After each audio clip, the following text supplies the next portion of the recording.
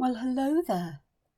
Good morning and welcome. Well, it's good morning here in the rather damp and dreary valleys of South Wales today. And it's rather cool. The dampness and the lack of sunshine does make it feel quite chilly and it sinks into the old bones, one has to say.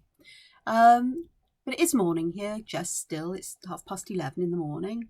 And yeah, it's taken me a long time to come around this morning for one reason or another.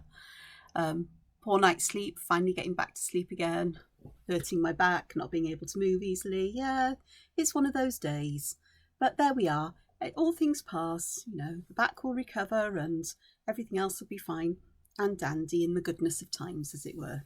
So, it's nothing serious. It's just a pulled muscle, twisted muscle or something. I moved awkwardly when I got out of bed, that's all. And like all pulled muscles, they eventually heal quite happily. And mine, I've done this before and I'll do it again, no doubt. And yeah, it's one of those things. So, Fragments for Your Imagination challenge. So today's challenge is today's fragment is B21 from the Tangle Primer. And yeah, I've made a mess at the top of the page. I was convinced it was D21 until I looked again and went, no, it's B21. So yeah, it's quite a simple fragment. Its basic essence is a dot, like this one here, with lots of auras around it. And I thought, oh God. My instant reaction was, oh, this is going to be one of those dull and uninteresting things. What can I do with something like this? Well, the answer is you can do a lot to jazz it up, to change it, to do all kinds of things. The other piece of information was given was that this fragment builds up into a tangle pattern called Says, and I'll have a look at that perhaps later on very quickly. We've done lots of variations here, changing the distance between the auras, keeping them equidistant but wider. These are quite close together. Having them alternating wide and narrow, breaking them up, putting those little breaks in them. What do they call them? Sparkle. That's quite fun. These do look like the rings in a tree when you've cut it across, the age rings, you can tell them by, growth rings. On a wide aura, putting some kind of pattern. I turn the inside of mine into a flower because I can. Putting that dot not in the centre but offset. Now with these, I find them a lot easier to draw. It doesn't make any difference. I think you can either draw from the outside in or the inside out. It just depends on your preference. I've done all of these in whatever way has taken my fancy, really, apart from some, obviously, because where you start with a different shape in the middle, you need to build out from that shape, really. Just putting partial embellishments in a circle. Other fragments, like this is just a simple leaf. This one looks a bit like Diva Dance, and I suppose it is, except that on each aura I've just added 1/2 a dot. So it's almost like I'm adding dots on top of dots and having them grow out, but instead of growing out by... I'll show you. It's a lot easier if I show, isn't it? Yes, Angela, it is. So here we have a piece of paper. I think this is Distress Oxide. Let's hope it doesn't muck my pen up. So if I start here, I'll put an aura around and I'll zoom in for you. There we go, that's a bit better, isn't it? And then the normal way of doing it is just to add auras, as many as you want. But what I did with this one was I added one aura that was plain, and I actually added a second one that was plain. And then I added a dot there so that I could have decided to aura it like this and perhaps carry on with some auras here so it looks like it's peeking out, which is quite fun actually. I'll add that one to my list over there. Actually, I've got some examples kind of underneath, but I haven't got that one specifically. But the one I did here that looks a bit Diva Dancey isn't. I've got that dot, but instead of joining the aura up to the inner one is I'm including it in the all around, so it is like Diva Dance. And then on the next way round I'll add another little bump out, and perhaps the next one I won't add any. And it's just a different way of adding those dots in. It doesn't create says, but it creates an interesting kind of pattern. I like that one where it looks like there's one just tucked in, and you know, sort of like there's no end to how many you could put depending on how many auras you have. So let me tuck one in here, put 3 close together auras, decide that that's grown enough, add some more, and perhaps tuck another one in here. The way you create this shape also gives it a feeling of how it seems to stick up from the background, because it sort of does, it seems to be growing out rather than flat. Can you see that?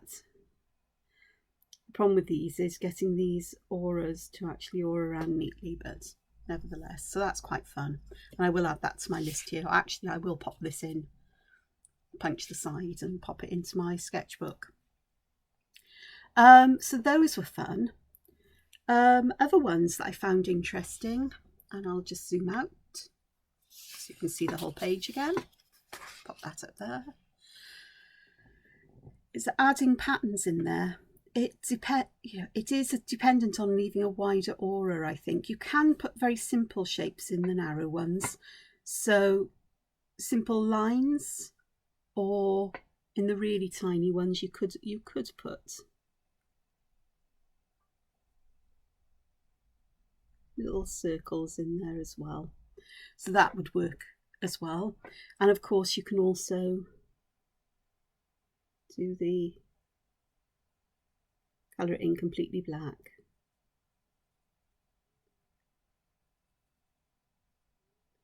And alternating,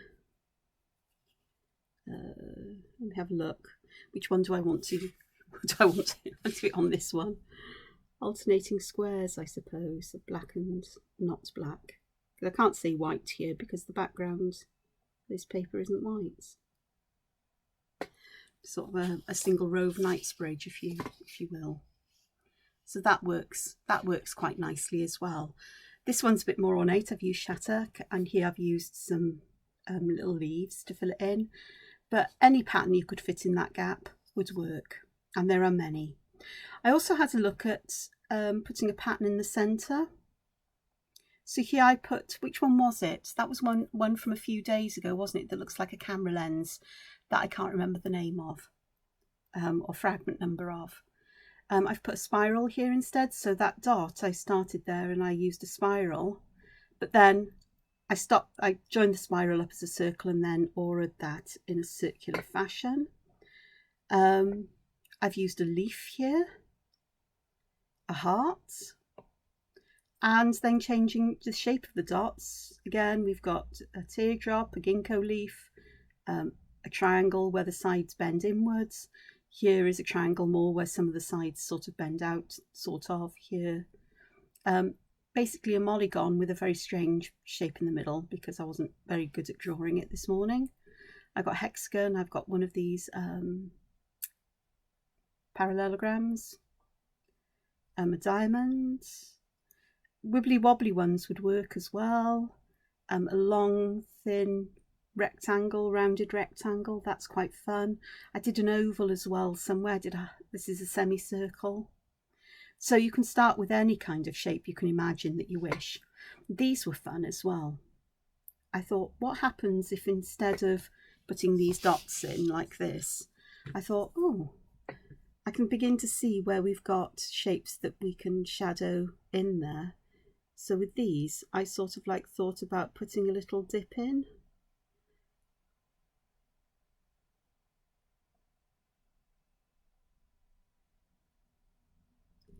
This, I zoom in again, there we go.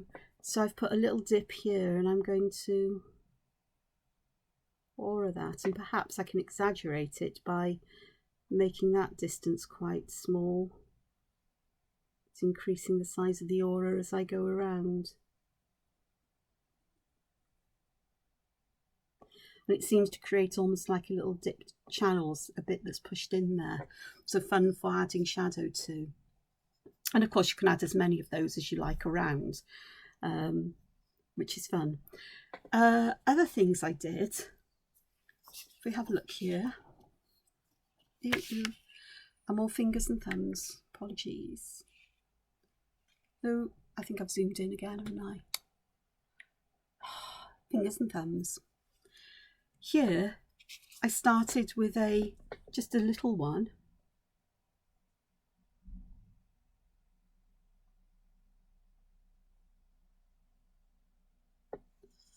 and then decided to pop, well, I joined them up, but then I thought I'm going to carry on with this one and have this so it appear, the little one, have it appearing as if it's sat on top of this bigger one. And again, fun for adding shadow. And here I did the same kind of thing, but with a different shape. Then I went to thinking about, well, how about if I start with 2 dots fairly close together, and I alternate adding auras to them. So I'm adding one to this one to this one, back and forth. And then where they join, you start to treat them like one shape and add an aura to them all. Now, this is the basis of Says, but I quite like it to create new fragments you could use. And I also did the same with a triangular arrangement.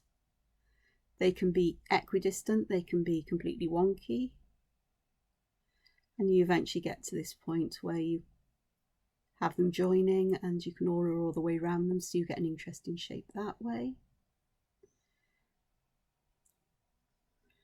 And any other number, I could do 4s.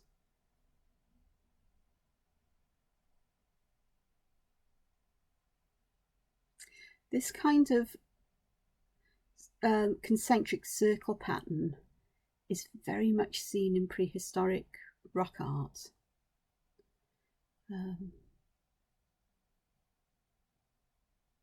called ring patterns for obvious reasons. And they also have cups, and cups are sort of incomplete circles. So a cup pattern, if I remember correctly, would be like this, because it looks like a cup with liquid in it, I suppose. Archaeologists aren't always known for their poetic descriptions. Cups and rings, that's what they look like, and I'm fine with that. And you see these on wonderful prehistoric, as I say, stonework and so on. So by adding different numbers of seeds close together and treating them as if they're part of a pattern and building it up into one fragment, you can get lots of lovely fragments. And this kind of patterning is seen right the way through history. You know, dots like this are used as a row, are used in embellishments in medieval manuscripts, and earlier they're used in Celtic art and so on. Humanity loves spirals and circles. They've been prevalent in artistic statements from way before the Neolithic times, so thousands and thousands and thousands of years ago. And not just in one area of the world, around the world, wherever humans were, these shapes seem to fascinate us. And, you know, sort of like people talk about the symbolic of, you know, us at the centre of the universe, or the world at the centre of the universe, and, you know, worldview or whatever. You know, you start with these and eventually you start adding repeating patterns round and you'll end up with a mandala. So that's the basis of a mandala. And mandalas are supposed to be representative of the universe within and without, our connection between one and the other. to help us to understand that connection between, I suppose, ourselves and the greater wideness of the universe, however you want to describe that connection, whether it's in a purely observational form, a philosophical form, a spiritual form. It works either way. They're things of beauty.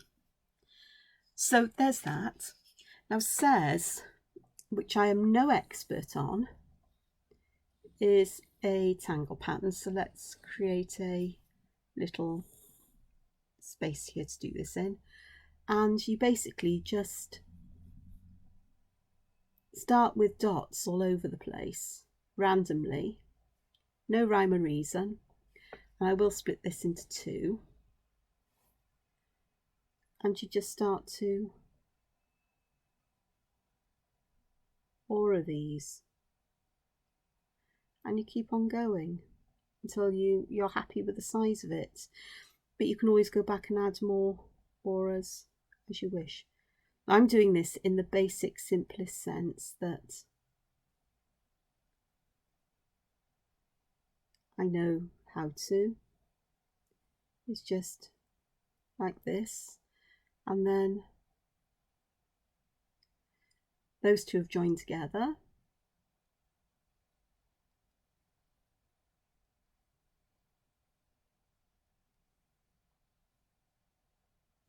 Another big one.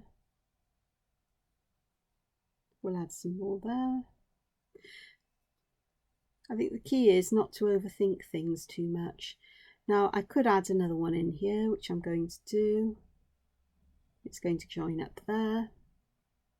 I'm going to add another one here, which will join up to this one. And another one here perhaps, which will join up like this.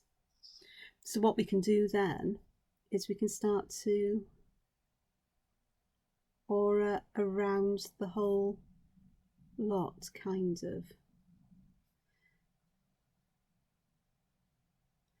Starting where you wish and stopping either when you come to an edge or where the auras join together, like there. So we come back there. And it gradually splits this into smaller and smaller spaces. It reminds me very much of agates, which are a kind of semi-precious rock. Now here, if I could draw a line down there, but I choose not to. Instead, I could choose to pop a little aura in these little spaces. And then this you can continue auraing until you fill all that space in. But I'm choosing to leave it open because I'm also aware. Now you can see here where these two auras join. So I'm not going to join this up, I'm just going to aura all the way around it. So that we end up with a pattern that's very much like agate. And I've just done these as the simplest form of the fragment, just circles out. But I could have left wider sections. There's one here, which I could then go in and fill in with other patterns.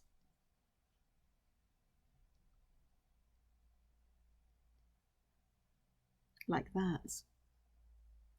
And the same elsewhere. Just pop them in as we can. In fact, we're using fine pens. This one's quite fine. We haven't left the gaps too tiny. You should be able to get patterns in all of them, which I think I'd be able to if I wanted to. But you get the idea, so you can just do things like that. The other way of doing this is to make use of this kind of idea, I suppose, is where I start with one. And I'll grow it to a size that I like. Or the distance between the rings, or the thickness of the rings in agate, isn't uniform. It does vary. So if you want something that really does look like agate, then vary the thicknesses. Now that one, I'm happy with the size of that, so I'm going to draw one next door. I'm going to leave a wider circle there, and here butts up against it. And I don't mind if it seems to overlap a little bit. what I could do instead is draw the biggest circle I want to, and instead of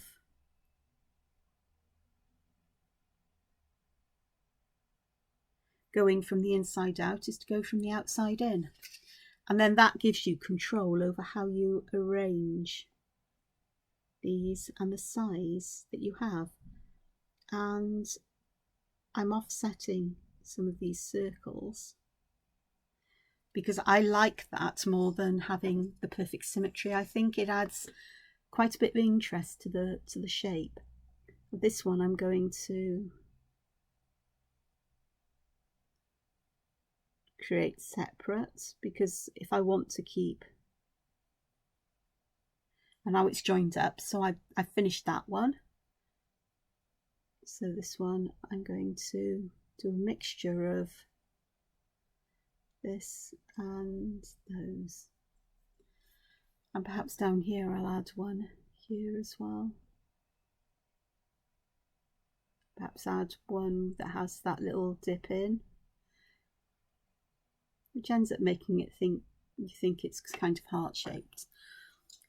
And then I can do exactly the same as I did on this first one. I will just separate this a bit. I know that one's over the edge, but it's just aura all the way around each section, because this has now split everything up into little sections.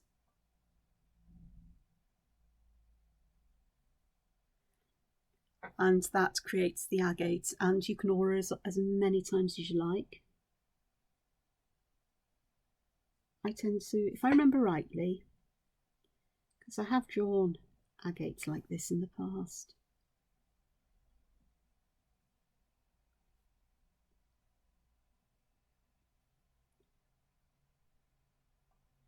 is to do quite a narrow aura and then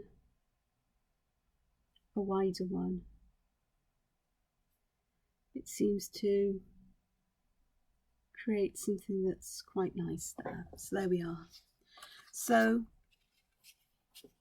these are some of the things that I've done, even prehistoric rock art. So how to add shadow and highlights? Well, I'm going to go to my Garberfellows today, because they are some of the easiest to use, I think.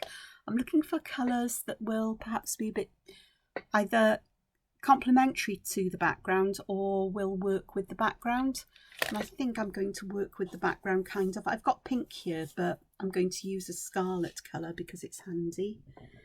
And I think what I do with these is give a shadow on one side. Let's see how that works.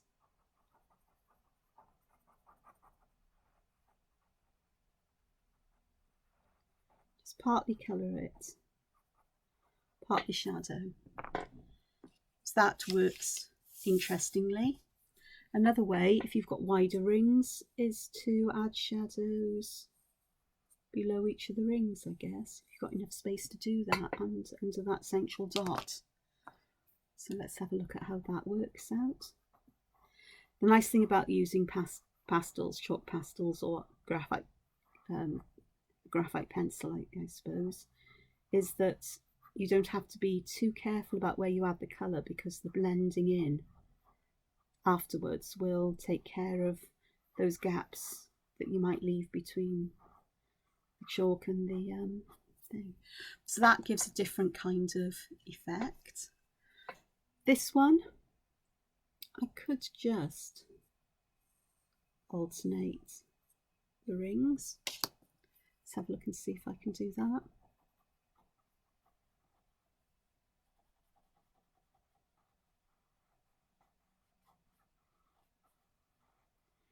Leaving the darkness around that central one.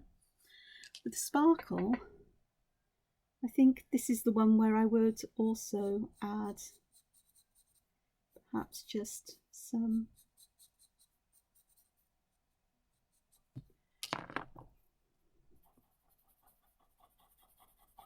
shadow on this side, and perhaps take some of the colour up towards the sparkles, but leave the sparkles just to accent that kind of thing.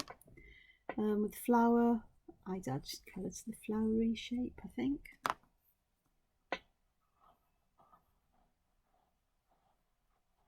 This one, if you've got enough space, if you add a shadow on the inside and one round the outside edge, and don't allow them to meet, leave a space where there's a gap for a highlight, you get a feeling that it bulges. Conversely, if you put the shadow in the middle, you feel like it folds downwards. So there, so that one's got a nice bulgy in it. This one, where these are closest together, that's where I'd put the shadow for this one. And of course, drop shadows are needed if you want these to lift off the paper, and perhaps I'll do some today, because I think I'm going to have time here. This one, I think I'll add shadow here to help to bring out this little section. It's more adding colour here is to bring out this little section of fanciness there. It just helps to create interest there. And yeah, I know leaves, well, leaves can be red. There are plants that have red leaves, even not in the autumn. So I'm just going to add a little bit at the bottom and just spread it out a bit. I'd must probably go back and add either ink or a dark colour in between them. This one, I'm going to look along the edge of these dots and other parts here for where the lines sort of like fold back towards the middle. And I'm going to add shadow there, which might sound a bit crazy to begin with. But as I do this, I'll allow it just to gently soften outwards a bit. Hopefully that'll bring out some kind of feeling of these bits either dipping up or dipping inwards. I've perhaps put too much here, but I'm trying to look at ones that dip in. I'm not very good at that. I'd have to think about that a bit more. It's a lot easier if you just have a couple of them. This one, it's the same kind of thing. It's sort of like everything else. These, I think. Let's have a look what would happen if I just pop the colour in the middle and just blend it out slightly to one side. So that gives the illusion that's folded. Yeah. And this one I'm going to add the shadow from the points. And I'm bound to have another triangle somewhere here. Let me add the shadow from the middle. And then compare and contrast how they look and feel. This is why I think as well pages like this or working like this is so important, as it gives you the opportunity to try things out and to, as I've just said, I've used those words, compare and contrast, is look at the difference and see which you like and get a feeling for it. So we've got one here, and this looks almost like, I don't know whether it does look like that's at the centre. I think it does look like we've got a hill because these spokes are getting wider out. These are here, but there's more of a feeling of the corners curling up. Could be wrong. Okay. These. Oh, this one was really easy to draw. Yeah. I just started with, do it up here. I started with one in the middle.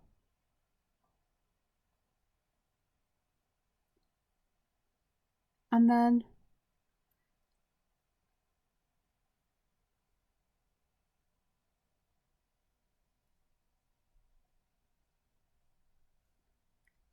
in the example, and here I'm putting 3 roughly equidistant around, and then just auraing them until they connect, and then add the next one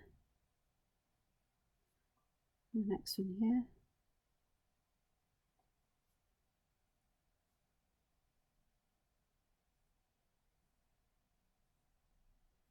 and just keep going and popping these in wherever you feel you need them. And you could order them until they meet, or just leave them as they do. But it gradually builds out into a nicely layered kind of pattern. So it's building from the top downwards. So you get, and when you add shadow, we find a different colour to use for shadow. It's my favourite one. That'll do. Is that we're going to shadow underneath each of these.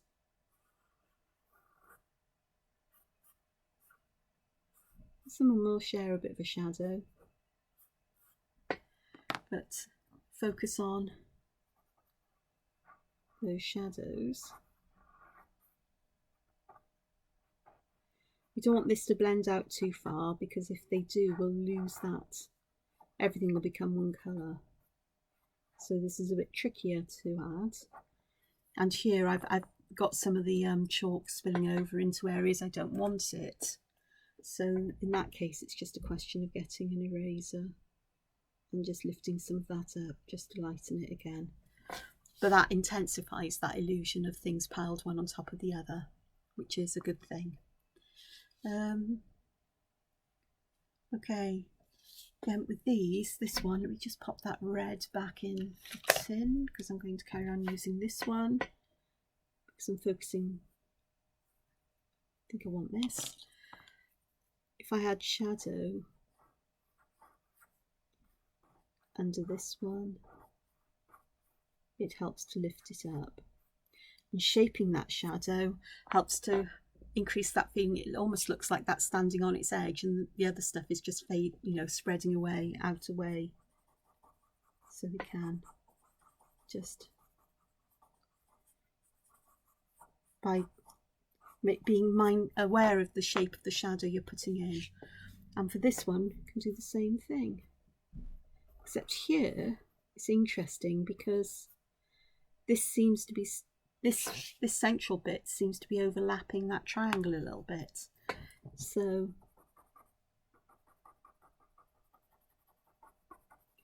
I've used the wrong end, so I'm getting some red in with this, but that's fine. I've got my trusty sandpaper board to clean these up afterwards.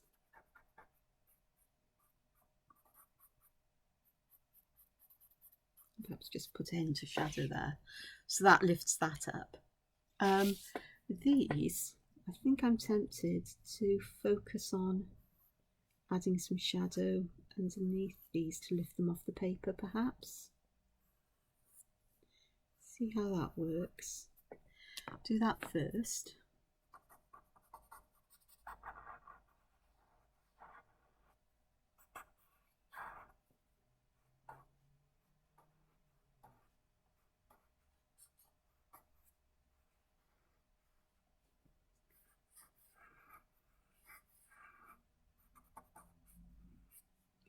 And that simply lifts, separates these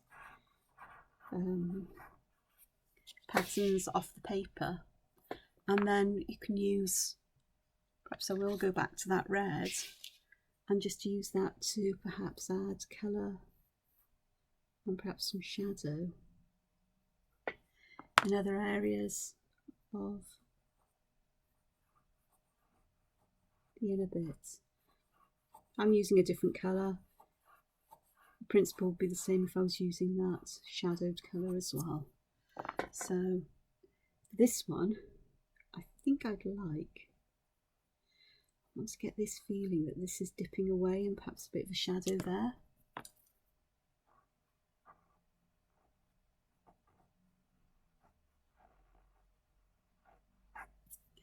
So again, we can play with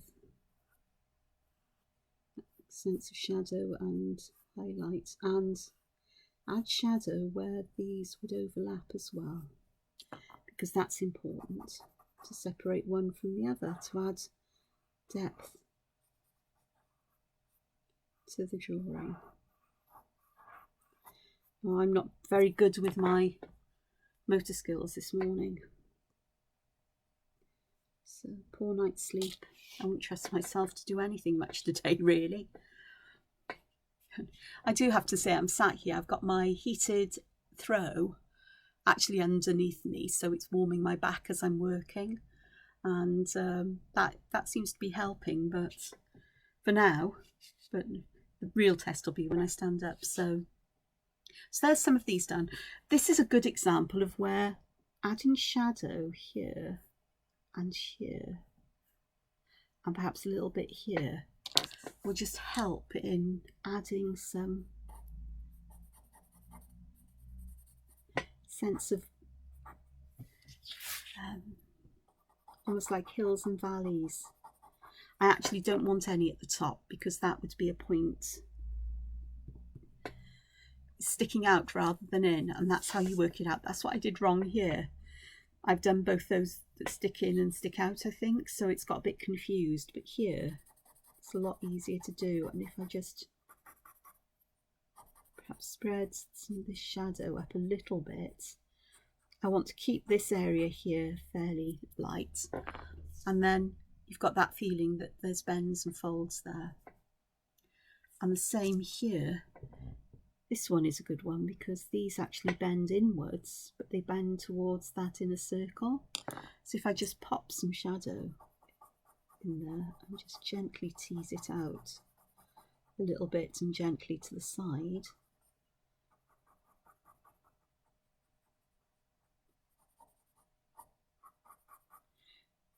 and as these auras get larger and larger, then you want the shadow to wedge outwards. So I want it narrow in the centre but getting wider along these lines. So there's a couple more there. So those are fun to play with. And of course you can do them, you know, I've done it up here with these where I've put shadow on one side, and that's a way of working with this, but it's fun when you've got these shapes. And of course I've got a heart shape here, so that one's perfect for one of these as well.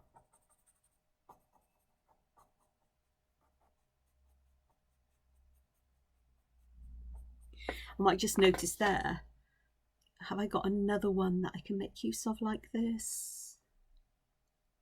I'm looking, yes, here.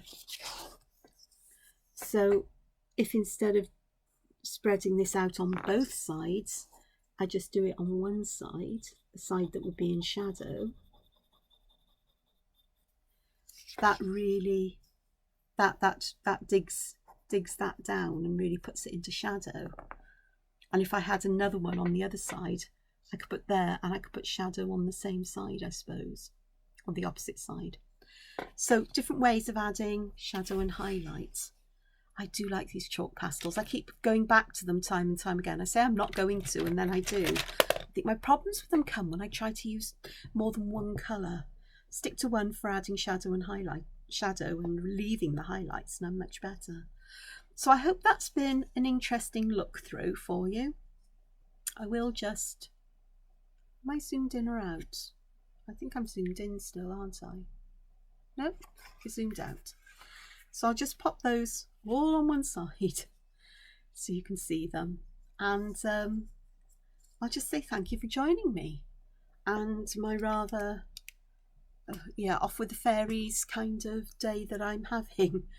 And it's only just midday.